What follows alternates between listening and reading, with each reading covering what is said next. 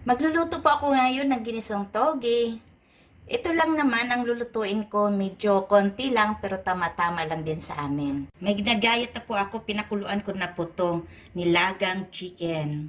Tapos ito pong sabaw ng nilaga ko na pinaglagaan ng chicken, ito din yung ihahalo ko mamaya.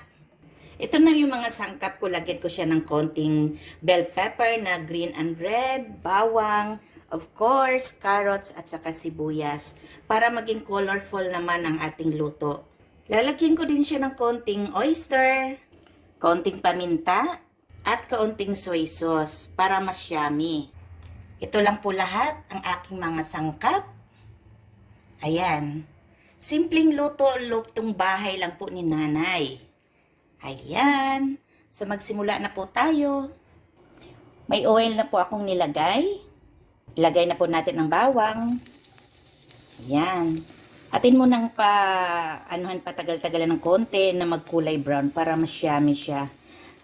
Nag-start na po siya mag-brown. So ilagay na natin yung sibuyas. Halo-haluin po natin to. Baka magtaka kayo kung bakit walang kamatis. Hindi po ako naglalagay ng kamatis kasi maasim po, kaso lang bawal po sa akin ang maasim. Kaya ito na lang nilagay ko. Pero masarap din to kahit walang kamatis. Ayan, lumabas na yung aroma niya. Naamoy ko na. Ilagay na natin yung ating ginayat na chicken. Ayan. Isunod natin ang paminta. Sunod ang soy sauce. As isunod natin ang ating oyster. Halo-haluin po natin. Situate na medium fire lang ang ating